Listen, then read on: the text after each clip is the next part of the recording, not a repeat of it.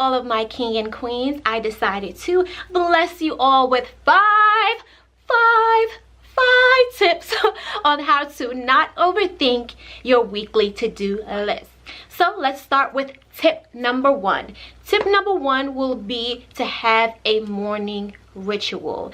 I know a lot of the times, as soon as we wake up, we're automatically thinking about the things that we have to do on our list or things that we have to complete during the day. So what I decided to do to help me with my anxiety and calm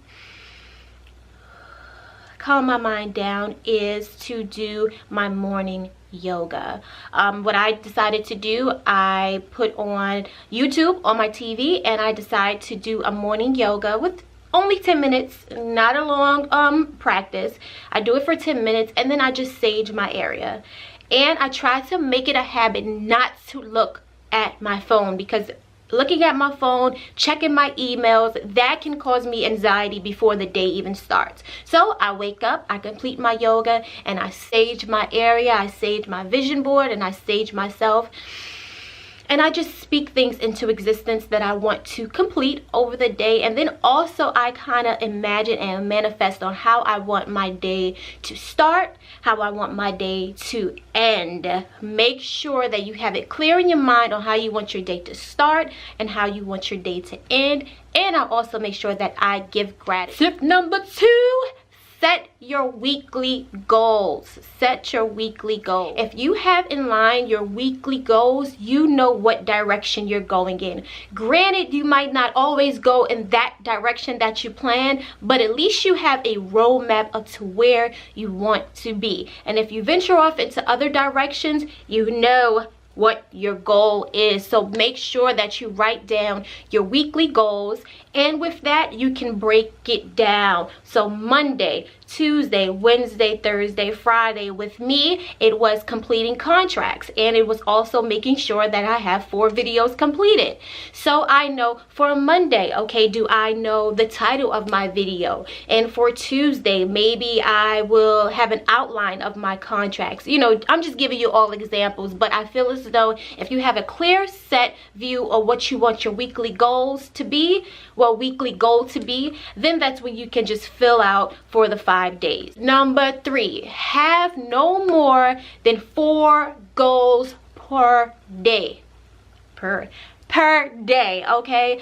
I know for me, I am a go-getter. I like to constantly be on the move. I like to feel like I'm doing something. But I realized that when I broke it down to not having no more than 4 goals per day, I was able to give 100% to those 4 goals versus having 10 goals to complete, and that one day I'm just giving 10% to this, 10% to that, 10% to that, versus giving 100%. So no, you don't have to have a whole bunch of goals to feel completed, to know that you're doing something. And that's also a mindset that we have to get out of. We have to put all of our energy into only 4 things, or even less. If you're a person that has a lot of anxiety, then maybe you just want to break it down to 2 or 3 goals. But you have to do what works best for you. Which works best for me is breaking down my daily goals into no more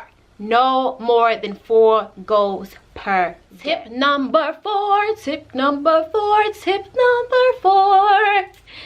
is to make sure that you write down your start time, your break time, and your end time. For example, what I like to do is I start my day, I know it's kind of late, but it works best for me, at 9:30. That's when I do my morning ritual, for, like I said, for tip number 1. And by 12 o'clock, I make sure that I'm sitting in front of my computer and I'm getting my day started. So that's at 12 p.m. That's when I decide to start my day. And like I said, when I say start my day, that don't mean getting out of bed. That means that I'm in front of my laptop, I have everything laid out, and I'm going in with doing my work.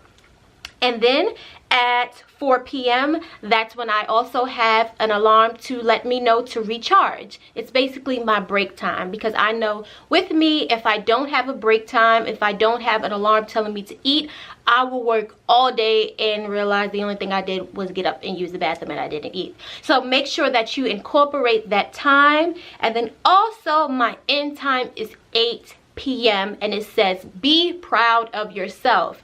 For me, if I don't put end time, I will work all the way up to 11 p.m.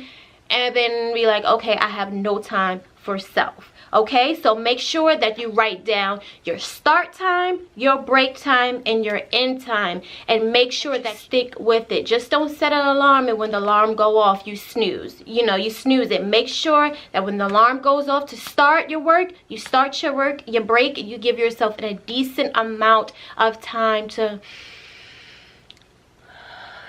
relax. And then when it's time to end, make sure that you end. Tip number 5. This is the last tip. Be proud of yourself. Now, when your alarm goes off,